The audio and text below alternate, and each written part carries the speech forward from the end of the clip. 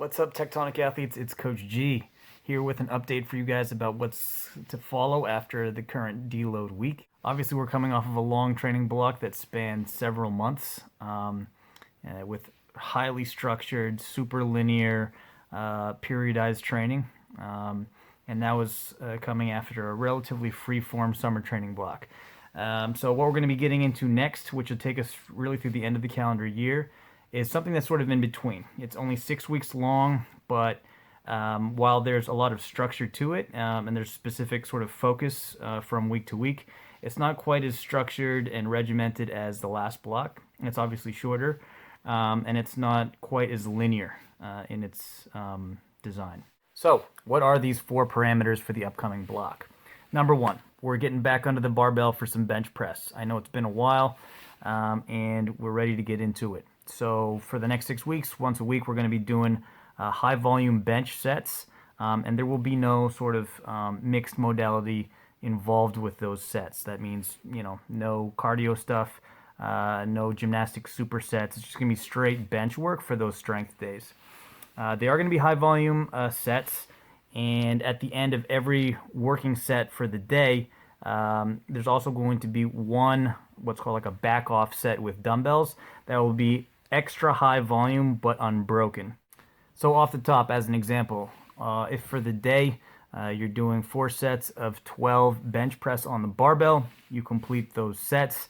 After a quick respite, you're going to be doing something like a 48 rep back off set that needs to go unbroken with dumbbells. So the coach is going to talk to you guys a lot about what that should sort of feel like and how to determine what's an appropriate load to use to hit those sets unbroken, because that is really the purpose of that back off set after the strength work has been completed. The coaches are also going to be talking with you guys about options on the bench press to make sure everybody can bench safely, maintain social distancing, but also make sure that nobody is failing reps.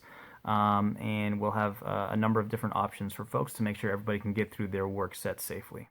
Number 2, we're going to be getting into some Olympic weightlifting complexes. And sort of thematically, what we're going to be working around are complexes that start with the power variation, aka like the power clean or the power snatch, directly going into a low hang full squat variation. So this would mean something like 1 power clean followed by 1 low hang squat clean, followed by a jerk in the case of the power clean and jerk work.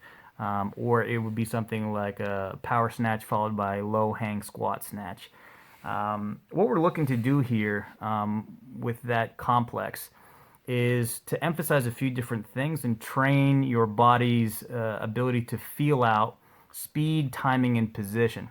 So by starting with the power variation, that's going to be a very fast pull. It's going to be very explosive, and it's going to be one of the more aggressive pulls for most people because it's less technically demanding and it requires a whole lot of aggressive extension to get that bar to a height that you can receive it in that quarter squat position. Then by hanging onto the bar and resetting in the hang and moving to a low hang squat variation, now all that precision comes in once that speed, that explosiveness has been sort of spent on the first rep.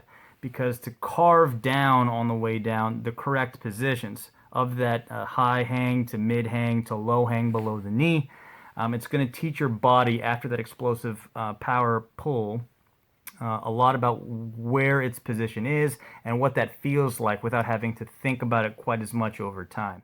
So you can really think of the low hang squat variations after the power variation as a way to train the body's understanding of position and timing.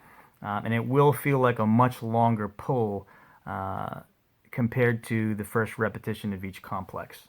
Number 3, we're going to be getting into some 2K row pacing work. So every week there's going to be some specific rowing work as the sort of kickoff of the day.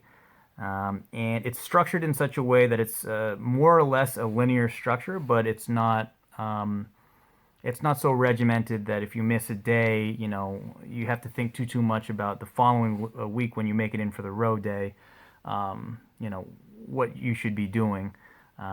They do build on one another, but basically each of these training sessions on the rower builds a different sense of skill and pacing and engine development for different distances, different intervals of work and rest, all with the purpose of trying to improve athletes' capacity in pacing out optimal 2K row times. And finally, number 4, we're going to be doing weekly classic benchmarks.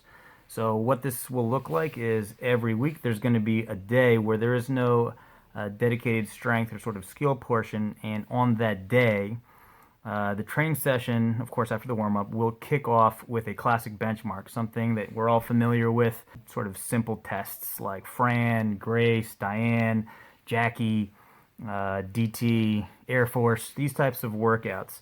And so on the days where it's a longer time domain, like something like a Kelly, which is, typically at the fastest, that's like a 20-minute workout. And probably as long as 30 to maybe 35 minutes. On those days, you can expect to have that be the only and primary focus. But on the days where the benchmark that we're testing is one of those classic short, fast, sort of nasty all-out pushes, like something like a Fran, or something like a Grace or an Isabel, or something like even a Jackie, which is a little bit longer, which starts with that 1K row. We're going to do the classic benchmark so that you're fresh when you get to test it, establish a new baseline or retest if you've done that in the past for comparison.